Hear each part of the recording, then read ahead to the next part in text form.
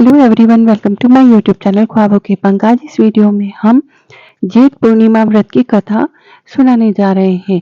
इस कथा को शुरू करने से पहले आप सभी से एक विनम्र निवेदन है कि यदि आपने अभी तक मेरे चैनल को सब्सक्राइब नहीं किया है तो जल्दी से सब्सक्राइब कर लीजिए और साथ में बेल आइकन को भी प्रेस कर लीजिए ताकि आने वाले वीडियोस का नोटिफिकेशन आपको मिलता रहे। चलिए शुरू करते हैं जेठ पूर्णिमा व्रत की कथा। इसे सुनने मात्र से ही आपके सारे कष्ट दूर हो जाएंगे।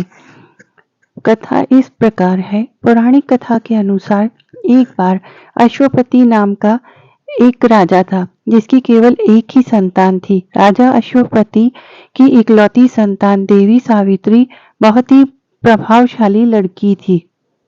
देवी सावित्री को राजा अश्वपति और महारानी ने बड़े ही प्यार और दुलार के साथ पाला था। फिर जब लाडो में पली बड़ी सावित्री विवाह योग्य हुई तब राजर्षि अश्वपति ने सावित्री से अपने लिए वर चुनने को कहा। पिता की आज्ञा का पालन कर सावित्री ने घुमसेन के बेटे सत्यवान को अपने लिए चुन लिया। हालांकि विवाह के मध्य ही नारद जी ने अश्वपति को सत्यवान के अल्पायु होने के बारे में बताया था।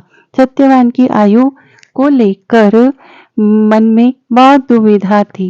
श्री नारद मुनि ने बताया था विवाह के 1 साल बाद ही सत्यवान का मृत्यु हो जाएगी, वह निश्चित है। नारद मुनि की यह बात सुनकर राजर्षि अश्वपति भयभीत हो गए और बेटी सावित्री को दूसरा पति चुनने के लिए अनुरोध करने लगे। लेकिन बेटी सावित्री को पिता की बात मंजूर नहीं थी। बेटी तब हट करने लगी और पिता और बेटी की हट के आगे राजा अश्वपति की एक न चली और फिर उसके बाद ही निश्चित समय पर सावित्री का विवाह सत्यवान से विधि पूर्वक संपन्न हो गया। शादी के बाद सावित्री सत्यवान और उसके माता पिता के साथ जंगल में ही रहने लगी। देवी सावित्री अपने पति सत्यवान की लंबी आयु के लिए रोज ही विधिवत तरीके से व्रत रखने लगी। लेकिन जब नारद मुनि की भविष्यवाणी के अनुसार जब सत्यवान के जीवन का अंतिम दिन आया तो उस दिन सावित्री भी उनके साथ लकड़ी काटने वन गई थी। लकड़ी काटने के लिए सत्यवान एक पेड़ पर चढ़ने लगे, तभी उनके सिर में तेज दर्द हुआ। दर्द से कराह कर सत्यवान पेड़ से नीचे उतरे और एक घनी छाया वाले बरगद के पेड़ के नीचे पत्नी सावित्री की गोद में लेट गए। पत्नी की गोद में लेटे लेटे ही सत्यवान ने अपने प्राण त्याग दिए। फिर उसके बाद सत्यवान के प्राण लेने के लिए यमराज का आगमन हुआ। जब यमराज सत्यवान के प्राण लेकर जाने लगे तो सावित्री भी उनके साथ साथ चलने लगी। यमराज ने देवी सावित्री को बहुत मना किया, लेकिन सावित्री के प्यार और समर्पण के आगे यमराज की एक न चली। सावित्री की जिद देखते हुए यमराज ने उनसे कोई भी 3 वरदान मांगने को कहा।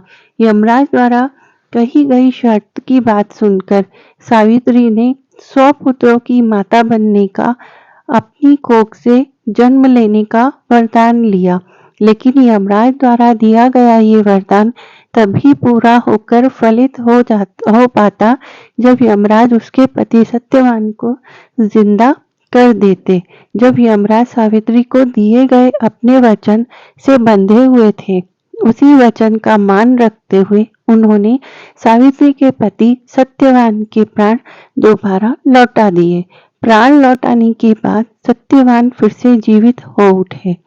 तभी से सभी सुहागन महिलाएं हर साल ज्येष्ठ पूर्णिमा के दिन ये सिद्ध व्रत रखती हैं ताकि उनके भी पति की आयु लंबी हो और उन्हें सुखी दाम्पत्य जीवन का आशीर्वाद प्राप्त हो। यदि आप भी लंबी उम्र की मंशा रखते हैं अपने पति की तो आप भी इस व्रत को जरूर करें। धन्यवाद।